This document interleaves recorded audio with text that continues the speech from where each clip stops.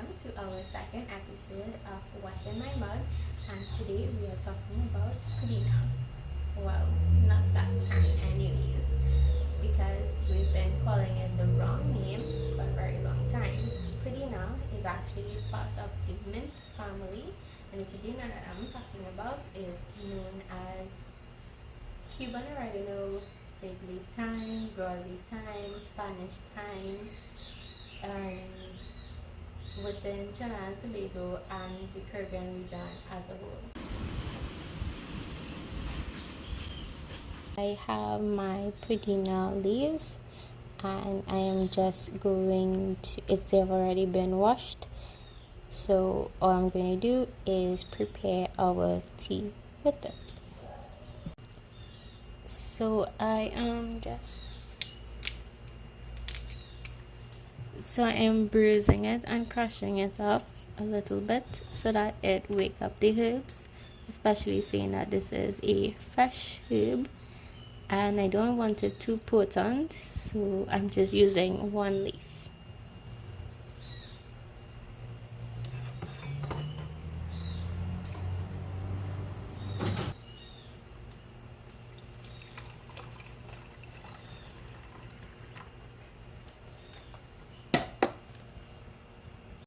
While it brews, let's talk about the benefits of Pudina. So I like to use it because it's high in anti-inflammatory properties.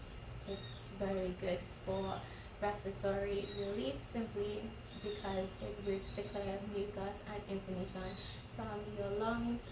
Normally when I prepare this tea, I make it with ginger, but for the point of today's class, I'm just using it in this raw leaf form. So broadleaf thyme is very good for digestive support. It works as a digestive aid for nausea and upset stomach. It can be used for its anti-inflammatory properties.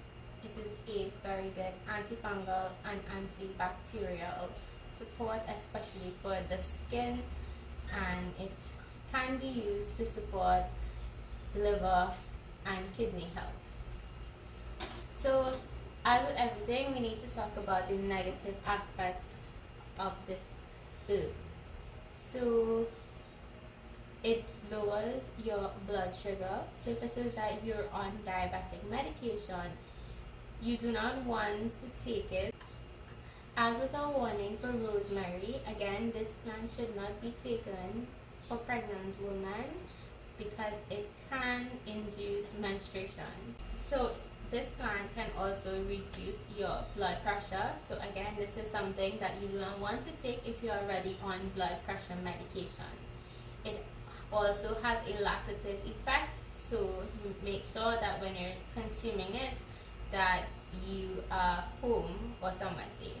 Again, anything in too high doses can give a toxicity effect, so make sure that you do not consume in very high doses. Other than that, the negative side effects for the broadleaf thyme can be managed. So let's talk about the ways that we can prepare it. So the first way that we made it is into our tea or decoction, where we infuse it with water and we can use other herbs with it. You can also use the mortar and pestle and grind it so that it can release its juices, and then you can use the juices as needed. It's going to be pretty concentrated compared to if you make a tea with it. And the pulp from the juice can be used on a poultice. So a poultice is applied on your skin topically, and you use it with other herbs in this way. We use it a lot in cooking. So personally, I like to use it in preparing meat products, especially beef and other red meats. But my husband likes to use it in cheese paste. So you can use it how you want in your cooking. I know it's a staple of the Creole green seasoning mix that we all make for our marinades.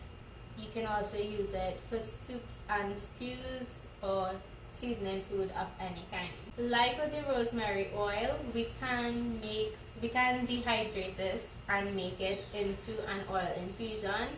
That oil infusion can then be used topically, or you can use it to make products such as lotions, balms, salves, etc. It can also be used in no. It can also be prepared as a tincture. Simply dehydrate the broadleaf thyme and use it in alcohol. So you can use a high proof alcohol like puncheon, vodka, whatever you have available. And lastly, it can be used around the house. It can be used for aromatherapy because it has a very high scent, and it can be used as an insect repellent. You can make it into a vinegar infusion with white vinegar and use it to wipe down to have as an insect repellent. So right now our infusion should be done.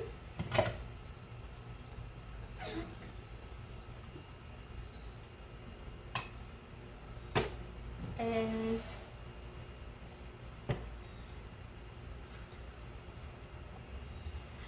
let us know in the comments how you use broadleaf thyme or how it's called in your region. Until our next episode, I am Eylül for San Giovanni Academy.